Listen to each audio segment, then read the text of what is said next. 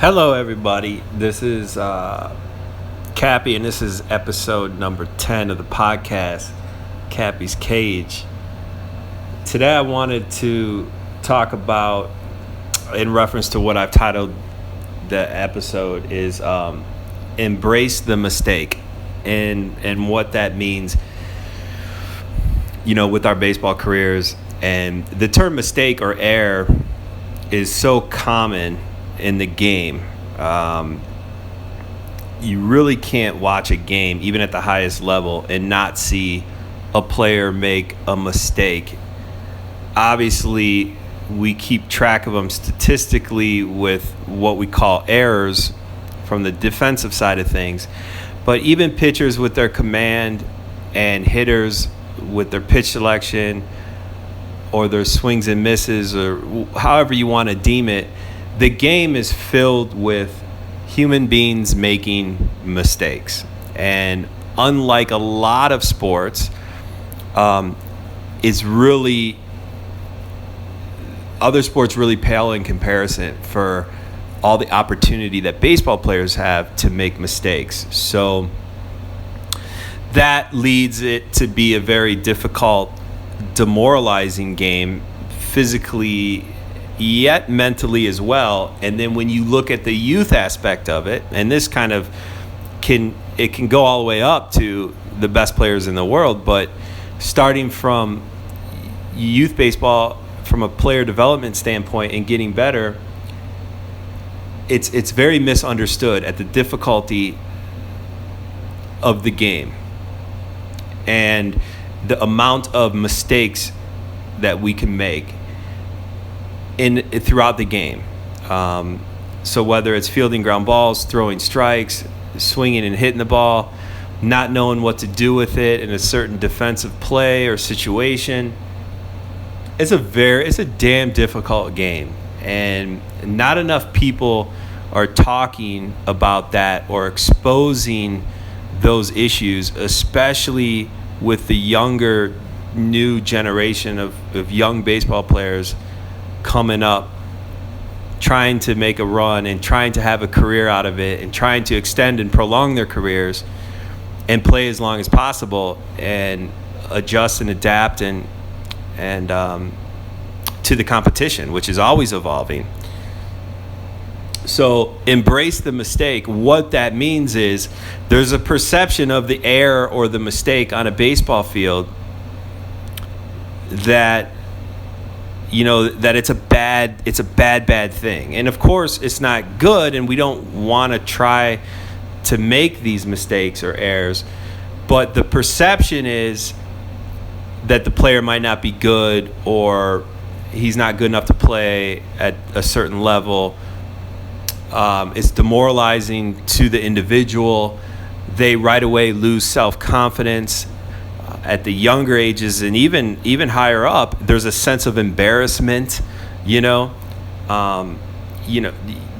an error with 5 people watching can be embarrassing, let alone 5,000 or 50,000 people or whatever the case is.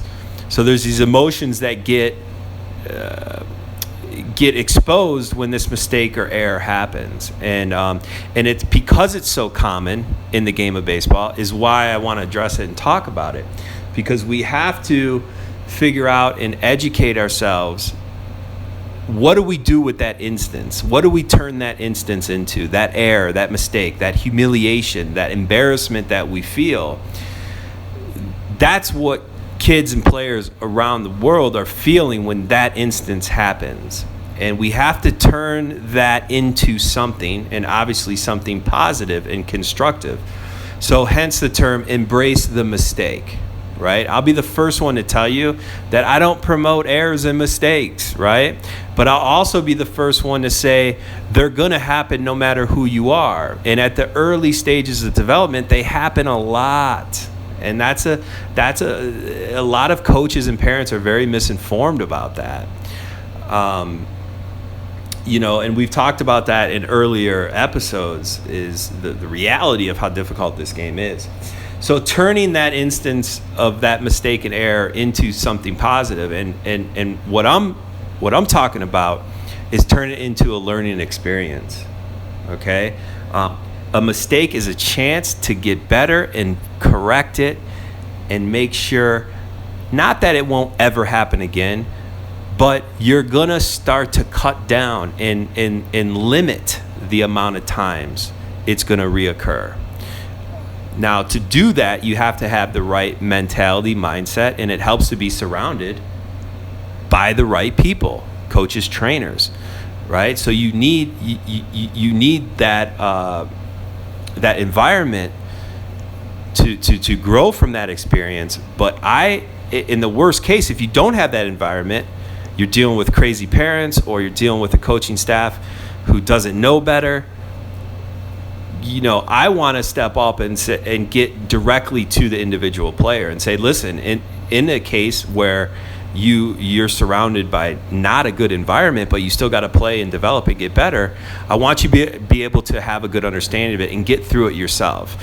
I'm a huge believer in self-help is the best help. It's the best form of help is self-help, okay? Is you're going to help yourself on this. Now, you have to be educated and learn about it, and that's my point. The individual has to seek help, learn, process to better help execute situations. So when the mistake happens, it's not curl up in a ball and find a hole to jump in and just disappear and avoid the issue. It's embrace it, accept it for what it is. Okay, it could be a huge thing. You might have lost the game for your team or whatever. It's a highly uncomfortable situation to be in. But what you see in the best players is this uncanny response to failure, that they're going to beat it, that they're going to learn from it and beat it. And when they need to get help, they're going to get help. They're going to seek help. They're going to train. They're going to get back to the laboratory, as I call it, whether that's your batting cage or your mound or your field or whatever the case is, or the gym or whatever. And it's gonna stick with you a little bit, but in a good way. It's gonna be there to remind you that this is why the mistake or error happened, and it's not gonna happen again. And that's what high-level individual players do. And they're able to constantly be learning from negative experiences, because it's just the game is littered with negative failure and mistakes, errors, whatever we want to call them. So you have to be able to embrace that. Look at a negative, how to turn it into a positive. And that's what I want to get across to baseball players at all levels. Because it will consume you, it will eat it up, it will eat you up. Those mistakes and errors can engulf you into what I almost say the point of no return, where you can be so down the wrong path mentally that you're looking at it from a whole different point of view. I'll tell you an example. Ran into a player, high school player, good player, and shortstop made 4 errors in a game. And I saw him the next day, and I saw the game, and it wasn't pretty, but it happens. And the player's first response was, "Do you think I'll play shortstop again?" Okay, so then it led us into the conversation. I go, dude, you have a totally wrong point of view. So you're already looking at this fearful, reaction from a coach or whoever, and he might never give you an opportunity to do something again because you screwed it up. So that's the total wrong mindset. The right mindset would be him seeing me and asking me, "Hey, why do you think that happened? What was I doing? How did this turn into an error, right? Was it my footwork, my arm angle, my timing? What was it? So that's the normal reaction. I'm just picking that out as an example. But the normal reaction is to go, "Oh man, I'm not good. What do these people think of me? I'm never going to get another opportunity." And that's not the case. The right reaction is to get to embrace the fact it's over with. embrace it, and then get better and learn from it. And that will drive you, motivate you. And you have to be a special individual to look at things in that perspective. And that's what I'm all about. And I had good sessions with some hitters today, and some higher level hitters, and I was like, man, I want to get your perspective in a different train of thought. And I think perspective is a big thing, the point of view, how an individual looks at a situation, and ultimately it boils down to like an approach. That's why we talk about approach so much as a hitter. What are you trying to do? Okay, what's going through your head? What's your perception of the situation? So obviously it turns into a lot of the mental aspects of the game, which everybody agrees, especially at the higher levels, is that is a huge chunk of the ingredients that go into being successful. So embrace the mistake. Another term that goes along those lines is be critical but understanding. And so it's not all peace and happiness when errors and mistakes happen. So don't get me wrong. We've got to embrace them and improve upon them. So the term critical is a scary word, right? And again, I'll say it again, be critical but understanding. And that critical part will keep you on your toes. And it'll be that voice that says, hey, you know what? It sucks that I made these mistakes, and I'm going to embrace them and learn and get better from them. But there does have to be an ounce of criticism in there, self-criticism, right? Just like self-help, you have to be the one also to fess up and not be so tolerable of bad performance, right? So be critical but understanding, and the understanding part is important because you have to view it in the big picture, right? So a bad game is not devastating. Right? I mean, a bad week or a bad month is not devastating. A bad season can be overcome, right? So it's always the big picture, but still gaining traction in the right positive direction for your development. So be critical but understanding, which leads me to my next point, because I hear a lot of players and parents say stuff like this: he's so hard on himself, or he's his worst critic, or he's his worst enemy. And that, and I can speak from this personally because I went through spurts where I surely was all those things, so I can definitely speak about this.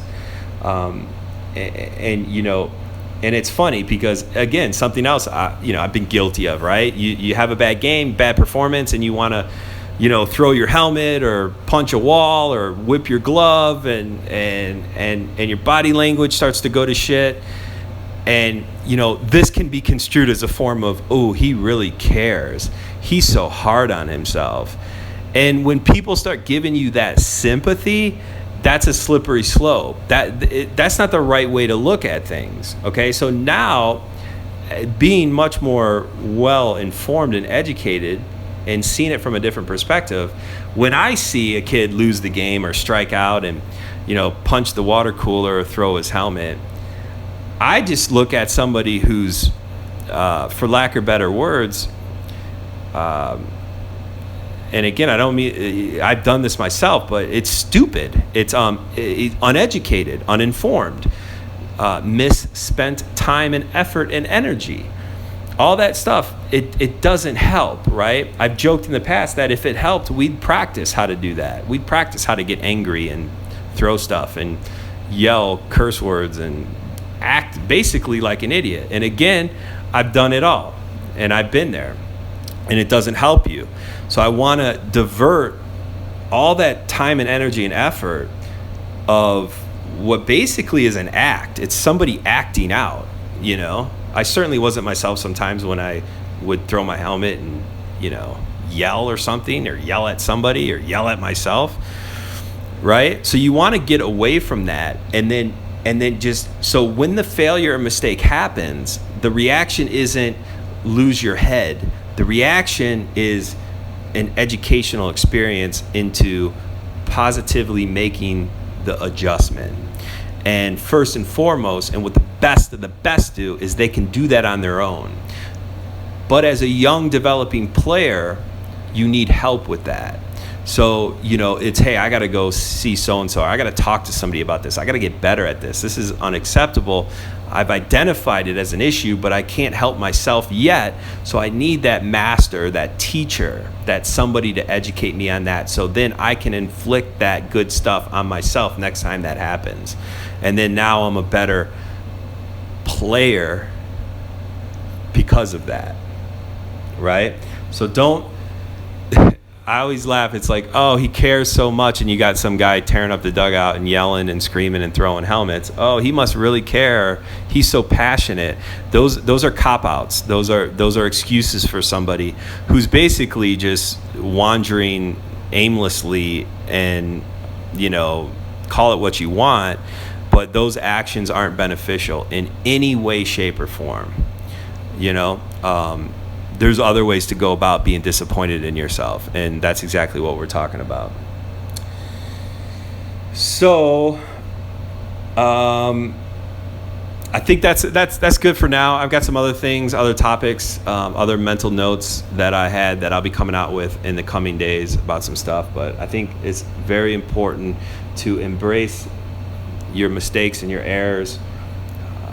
Be critical, but understanding and how you have to handle them, and don't mistake being hard on yourself or critical of yourself with finding the right way to go about getting better. Okay, because it can be done without breaking your hand on a wall or simply looking like an idiot running up and down the dugout in front of teammates, scouts, recruiters, whoever, right? So that's all I got today. Talk soon.